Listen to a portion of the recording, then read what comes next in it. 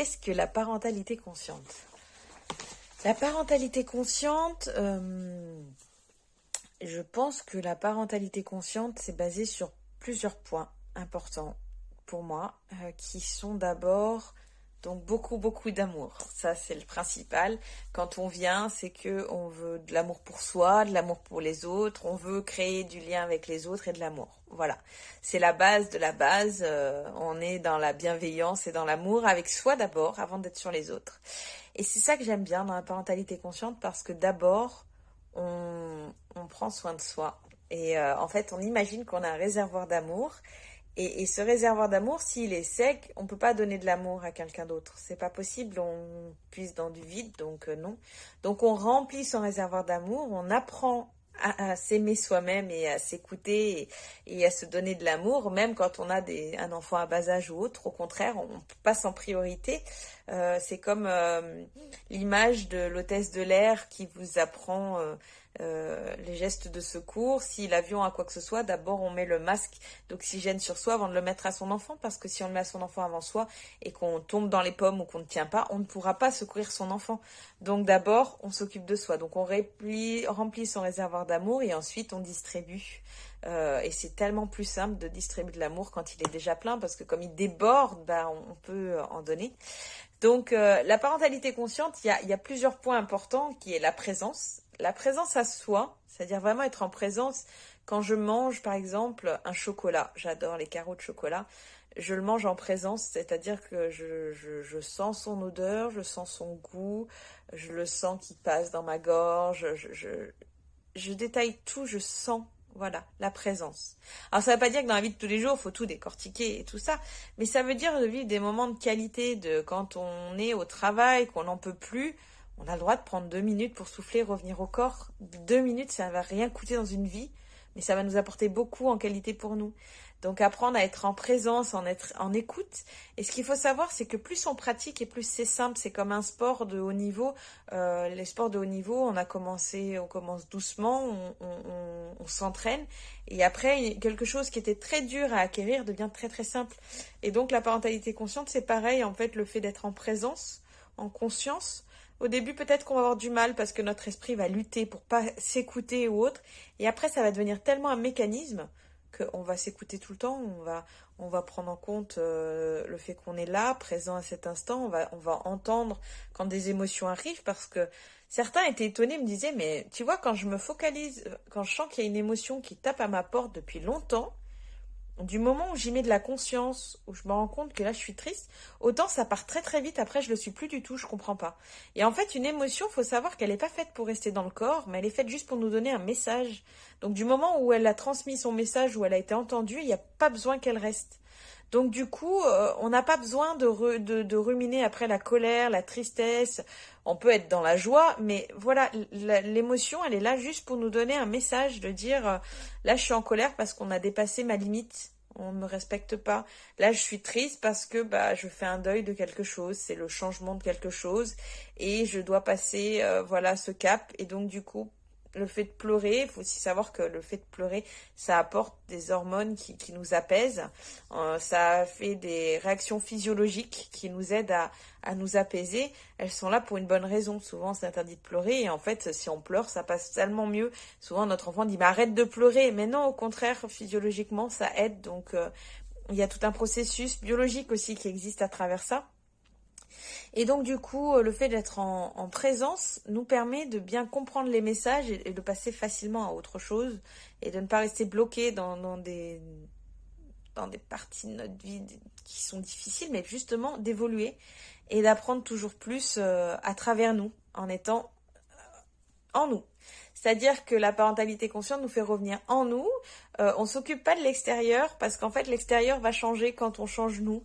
Ça paraît hallucinant, mais quand une situation arrive, si nous, c'est de la manière dont nous on le prend que ça va changer. C'est-à-dire par exemple, si votre enfant commence à danser, à crier, à faire Ouah, et que vous êtes très fatigué de votre journée, vous allez dire oh là là là là, tu me casses les oreilles, j'en peux plus. Alors que si vous êtes super joyeux parce qu'aujourd'hui vous avez une augmentation, autant vous allez danser avec votre enfant en joie et vous allez dire attends, je te mets la musique, je t'accompagne, ça me fait trop plaisir, moi aussi j'ai une super nouvelle et je veux te la partager et j'ai trop hâte.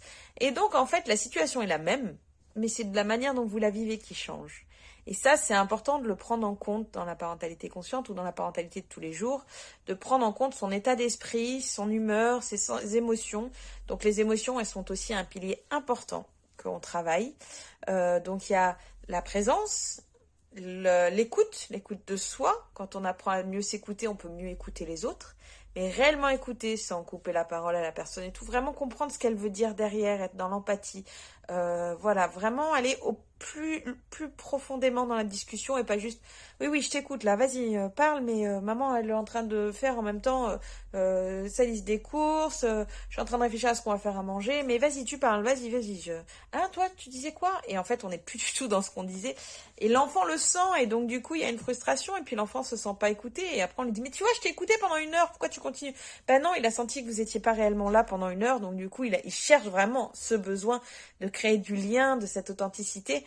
Et ça, c'est pareil, c'est un entraînement, c'est-à-dire que quand vous allez à pouvoir, parce que vous allez me dire, j'ai pas toute ma journée pour pouvoir écouter mon enfant non plus, parce qu'il me parlerait constamment. Eh bien, si vous lui donnez 10 minutes de qualité, vous l'écoutez vraiment pendant 10 minutes, eh bien, quand vous allez l'écouter pendant ces 10 minutes, autant vous allez être surpris, parce qu'après, il va partir seul jouer, et il va plus avoir besoin de discuter avec vous. Même vous allez être très surpris en disant, mais c'est un peu calme là, qu'est-ce qui se passe? Moi, ça m'arrive avec mon fils. Il jouait avec ses voitures ou un livre, j'entendais plus du tout. Je me suis même demandé si c'était endormi. Et en fait, comme j'avais rempli son réservoir d'amour à lui et qu'il avait pu échanger, avoir ce lien de qualité et vraiment être en présence avec lui réellement pendant ces 10 minutes, et pourtant 10 minutes dans une journée, c'est pas énorme, hein.